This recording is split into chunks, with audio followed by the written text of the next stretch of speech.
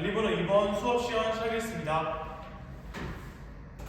네, 지금까지 선생님과 함께 재밌는 역사 수업의 흐름을 찬찬히 따라와 주었습니다. 오늘 그렇다면 선생님과 함께 배워볼 주제는 바로 재정 분산 국가의 성립과 발전 부분에 대해서 배워보도록 하겠습니다. 그렇다면 오늘의 수업 대주제에 앞서기 전에 지난 시간에 무엇을 배웠는지 스크린을 통해서 확인해 보도록 하겠습니다.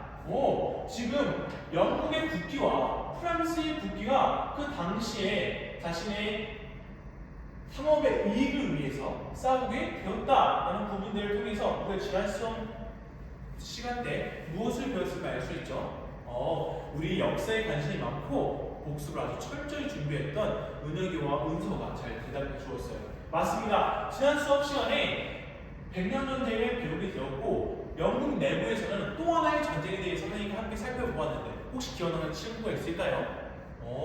우리 다한이가 역시 또 이 영국사에 대해서 관심이 많다고 했는데 잘 기억하고 있네요. 맞습니다. 다한이가 얘기했던 대로 장미 전쟁이요 라고 이야기했어요. 왜 장미 전쟁이었느냐? 요크가와 그리고 요크가와 반대했던 어떤 랭커스터가 싸우게 되었는데 백장미와 그 다음에 백장미와 그 다음에 빨간 장미가 싸우게 되는데 결국에 그 둘 중에 승리자는 누구였느냐? 둘이 아니라 바로 새로운 왕조를 열게 되었던 튜드 왕조가 승리자로 군림하게 되었다라는 부분까지 선생님과 함께 살펴볼 수 있었습니다. 그렇다면 이러한 16세기까지 이루어졌던 여러 많은 전쟁에 의해서 어떠한 유럽 사회는 동요되고 있었다라는 부분들을 우리가 짐작해 볼 수 있었습니다. 그렇다면 우리 이제는 중세 몽골 왕국 국가가 이제는 종말에 다다르게 되고 다음으로 어떤 국가의 형태가 나타나게 되었는지 오늘 수업 시간 배워보도록 하겠습니다.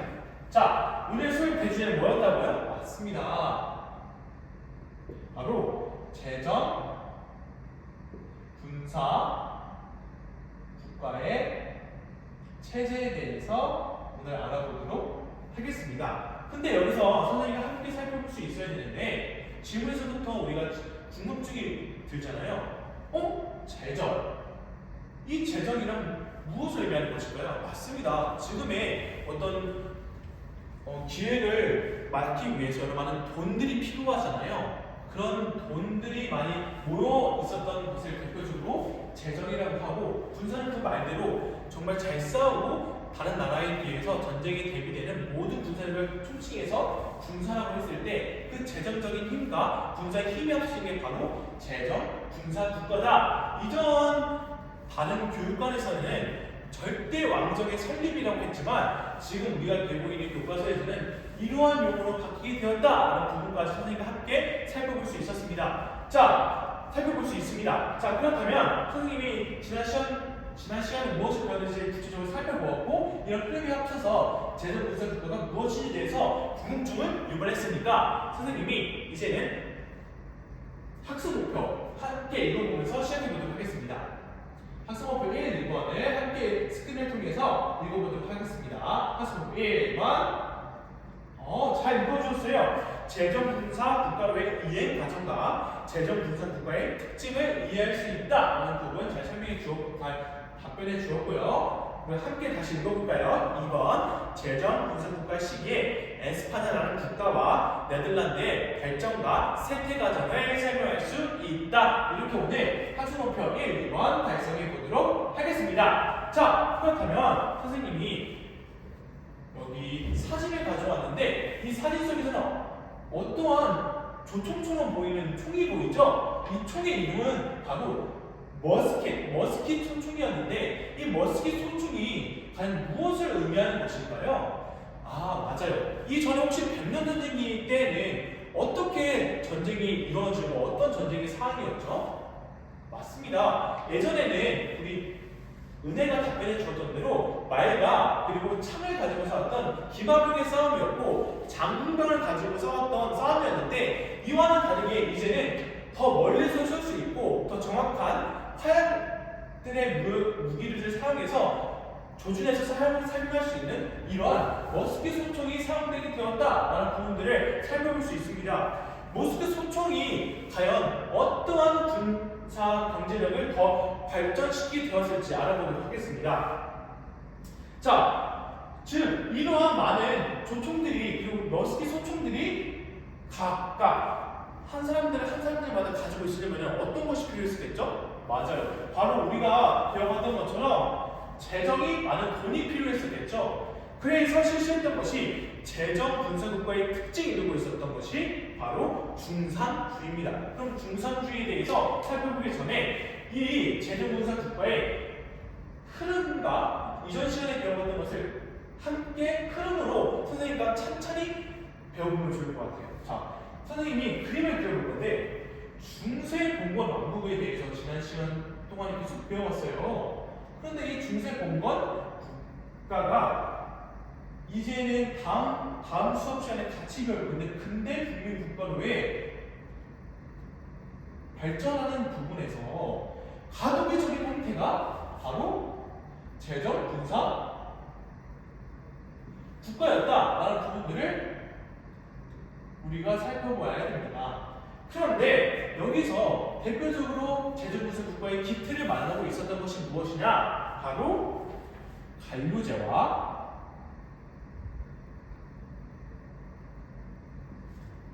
상비군입니다. 자, 관료제와 상비군을 통해서 이러한 가독이적인 형태의 정치 체제였던 재정 군사국가가 마련이 되었었다라는 부분인데 관료제는 무엇이냐? 말 그대로 관료들을 많이 등용시켜서 하나의 제도를 만들었던 것이 관료제이고 상비군은 원래는 정규군이 없었었는데 여러 많은 공건 기사 국가 선주들에게 도움을 요청해서 싸웠던 반면에 이제는 아니다. 군사들의 대표적인 군사 국가가 만들어지게 돼서 이제는 상비군이 만들어지게 되어서 재정 군사 국가를 이루어지게 되었다라는 부분들을 통해서 함께 살펴볼 수 있겠습니다. 자, 그렇다면 아까 전에 이미 모스크 소총을 보았으니까 그러면 이전이랑 다르게 공공기사를 쇠퇴하게 되고 이러한 구조적인 체제를 마련되게 되었는데 이것을 뭐라고 하냐면 맞습니다. 바로 군사혁명이라고 하는데요. 이런 군사혁명에서 첫 번째 어떤 내용이 있었냐?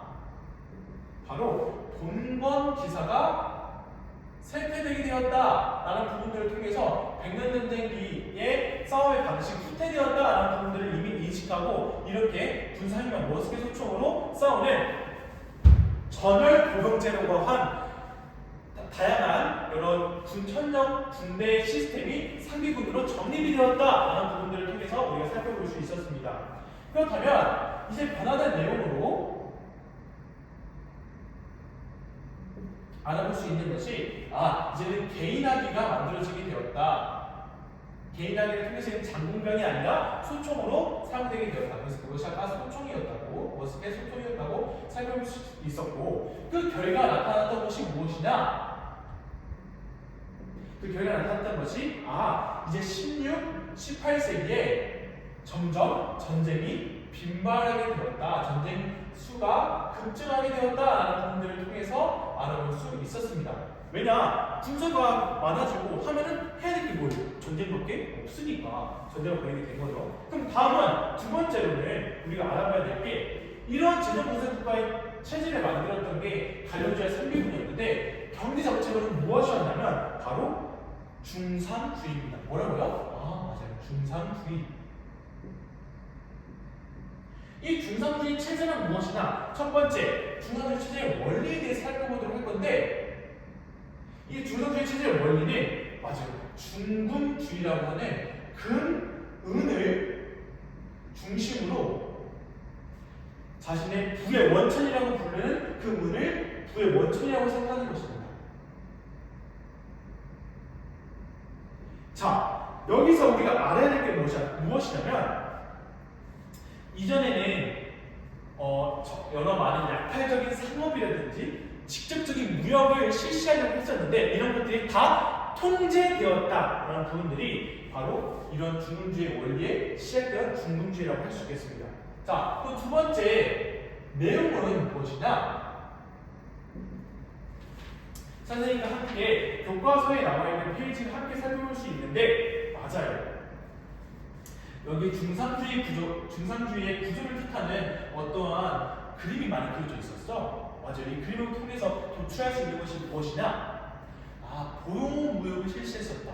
그리고 원료를 공급하는 것에 있어서 우리의 상선들은 보호가 됐어야 된다라는 부분들까지 우리가 살펴볼 수 있었습니다. 이 도표가 잘 보이나요? 잘 따라와 주고 있네요. 맞습니다. 그래서 이렇게 군사 재정 국가를 확충하기 위해서 이런 중상주의 경제 정책을 실시하게 되는데 이 내용의 대표적인 것이 무엇이냐? 바로 선생님과 함께 사료를 또 하나 가져왔습니다. 사료에는 어떤 꼴이 나오냐면 프랑스의 폴베르가 제시한 중상주의 경제 정책의 서한을 통해서 확인할 수 있는데 이 부분의 키워드를 한번 확인해보고 밑줄을 그어볼까요? 밑줄을 그어보는 시간 2분을 주도록 하겠습니다. 네, 잘 다 그어주었죠? 어떤 부분이 키워드인 것 같나요? 어떤 보호를 무역으로 해서 관세를 하게 된다는 부분들이 밑줄을 그어져 있어야 된다고 답변을 많이 해주었는데 맞아요. 그것이 주요 키워드입니다. 왜 주요 키워드이냐? 우리가 중세 봉건 국가와 제도 분사 국가와의 차이점이 무엇인지 알아보기 위해서 대표적으로 중상주의 내용에 대해 살펴보도록 할게요. 원래는 중세 봉건 왕국에서는 성주, 그 다음에 여러 봉건제를 기반으로 했던 경제 정책이었는데 이제는 그것이 아니라 중상주의를 기반으로 이런 경제정책이 실시되게 되었다. 그래서 그 원리가 중금주의였는데 대표적으로 무역 차익주의다라는 부분들을 살펴볼 수 있을 것 같아요. 이 무역 차익주의라는 것이 무엇일까요? 맞아요. 무역 차익주의는 아까 도표에서부터 그림을 통해서 살펴볼 수 있고 폴베르가 보냈던 서한을 통해서도 확인해 볼 수 있는데 바로 수출을 장려하게 되고 이제는 수입이 억제되었다라는 부분들을 통해서 살펴볼 수 있겠습니다. 왜 이랬냐면 맞습니다. 금 보유를 원했기 때문이었겠죠. 금 보유를 원했기 때문에 이제는 보호 관세를 부과했다라는 부분들을 통해서 아까 전에 프랑스의 경제정책에 대해 살펴볼 수 있었는데 이 사례를 통해서 중요 키워드를 밑줄 그었는데 아까 전에 어디에다 중요 밑줄 키워드를 그었다고 했죠? 많은 학생들이 맞아요. 관세에다가 밑줄 그었다고 했죠? 그래서 이런 보호 관세를 부과하게 되었다라는 부분에서 그 당시에 제정분사 국가의 프랑스의 대표적인 가문이 부르봉 가문인데 부르봉 국가 제정분사 국가에서는 바로 이 인명을 따서 콜베르티즘이라고 이름이 붙여지게 됩니다. 자, 그리고 이제는 이런 무역 차익주의를 실시하게 되면서 점차 말 그대로 맞아요. 보호무역이 시행이 되었다라는 부분들을 함께 살펴볼 수 있었습니다. 그렇다면 국내 산업이 보호되고 국외 산업은 다른 경쟁적으로 더 전제를 일으킬 수밖에 없었다라는 결과를 함께 생각해 수 있겠죠. 자, 그러면 이제 이 중상주의의 전체 결과 어떻게 되냐? 바로 이제는 영국의 애덤 스미스라는 학자가 국분을 출판하게 되면서 점차적으로 여러 많은 정치적인 시민운동까지 일으키게 되자 어떻게 된다? 이 중상주의가 소멸되게 된다. 중상주의가 소멸되게 된다라는 부분들을 함께 살펴볼 수 있겠습니다. 그렇다면 이제 이런 제정분사 국가에서 오늘 수업 시간에는 서유럽이 기점으로 했던 에스파냐와 네덜란드라는 국가에 대해 살펴볼 건데 다음 수업 시간에는 동유럽 국가에 대해서 배워볼 거예요. 그렇다면 오늘 서유럽 국가에서의 제정분사 국가는 대표적으로 두 국가에 대해 살펴보도록 할 건데 대표적으로 에스파냐입니다. 이 에스파냐의 성장과 몰락에 대해 살펴보도록 하겠습니다. 이 에스파냐라는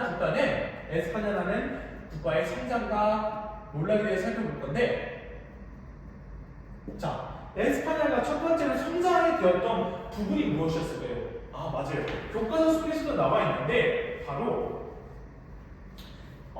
바로 뭐냐면 이러한 에스파냐의 중앙 집권적인 군사 체제를 강화했던 역사적 인물이 누구인지에 대해서 먼저 살펴봐야 되는데 선생님이 사진을 가져왔습니다. 이 사진 속에 턱이 아주 기다랗게 나왔던 이 인물이 누구일 것 같나요? 우리 내비관이 꾸민 스페인에서 매군 주 대사가 되고 싶은 우리 은식이가 잘 이야기를 해줬어요. 바로 펠리페 2세입니다. 맞아요. 펠리페 2세인데 이 펠리페 2세가 레판토 해전에 승리를 하고 포르투갈을 과연 병합하였는데 이 포르투갈을 병합했던 이유가 무엇이었는지 선생님과 함께 한술 통해서 배워보도록 하죠. 자, 배워보도록 할 건데 이 에스파냐가 성장이 됐던 부분에서는 바로 이 역사적 인물이었던 사진 속에서 나와 있던 펠리페 2세를 간과할 수는 없습니다. 무조건 기억을 해야 돼요. 그런데 이 펠리페 2세가 중앙 집권화를 만들게 되면서 무엇을 하게 되냐면 레판토 해전에서 승리하게 됩니다.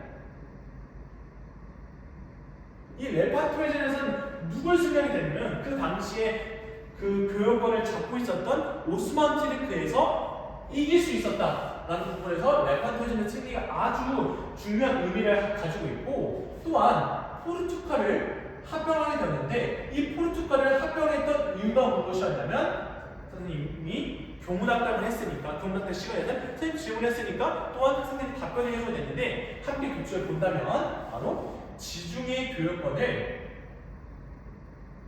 다 장악을 하려고 했던 것이었고 포르투갈 합병하게 되면서 여러 향신료 무역들을 다 에스파냐가 선점하기 위해서 포르투갈을 합병했던 것이었다라는 것을 우리가 살펴볼 수 있습니다. 그렇다면 에스파냐가 선점했는데 다음으로 몰락했던 부분은 어떻게 해서 몰락했을까요? 맞습니다.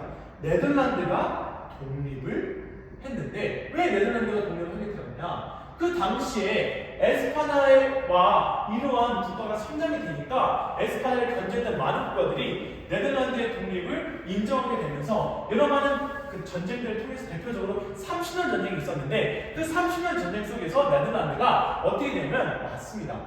베스트팔렌 조약을 체결하게 되면서 이제는 네덜란드 공화국으로서 독립이 승인되게 되었다. 그래서 네덜란드 독립이 승인돼서 점차적으로 최대의 에스파냐의 식민지였던 네덜란드가 상실되게 되니까 에스파냐는 저절로 몰락할 수밖에 없었다라는 부분들까지 우리가 함께 뜻을 도출할 수 있었습니다. 그리고 또 알아야 되는 게 선생님이 영국의 하나의 함선과 그리고 네덜란드의 무적 함대라고 보이는 네덜란드의 깃발이 보이는 에스파냐 함대가 보이는 사진을 가져왔습니다. 이 사진을 통해서 알아볼 수 있는데 어느 그 함선이 더 많고 이기는 것 같나요? 맞습니다. 우리 다니가 이야기해주는 대로 바로 영국의 함선이 더 많아 보이고 영국 함선이 에스파냐 함선을 다 파괴하는 것처럼 보입니다. 그런데 이 레판토 해전에서 승리했던 이 무적 함대가 어떻게 되었다? 이 무적 함대가 영국하고 싸움을 벌이게 되는데 영국의 대표적인 해군이었던 드레이크라는 사람에 의해서 영국군이 이기게 되었다라는 부분까지 합해서 에스파냐가 몰락하였다라는 부분을 함께 살펴볼 수 있었습니다. 그렇다면 이제는 선생님과 함께 마지막으로 이 네덜란드가 성장하게 되었던 부분에서 경제적으로 어떤 부분이 성장이 되었는지 사진을 통해서 확인할 수 있습니다. 이 사진을 통해서 확인할 수 있는데 바로 베스트팔렌 조약을 통해서 이미 승인이 받았을 뿐만 아니라 이 지역에서 맞습니다. 동인도 회사가 설립이 되는데 이것이 동인도 회사 설립의 중요한 의의가 무엇이냐? 바로 향신료 무역을 독점하게 되었고 그 당시에 아시아의 거점 무역로를 다 선점하게 되었다. 18세기, 17세기 무역은 네덜란드가 거의 장악하게 되었다라는 것으로 우리 네덜란드의 성장까지도 살펴볼 수 있었습니다. 그렇다면 이제는 선생님과 함께 재정분산 군가 체제에서 프랑스의 폴베르티즘과 그 다음에 에스파냐의 성장은 몰라 네덜란드가 독립되는 것까지 살펴보았으니까 다음 수업 시간에는 영국 혁명과 명예혁명에 대해 살펴보도록 하겠습니다. 이것으로 수업 시간 마치도록 하겠습니다.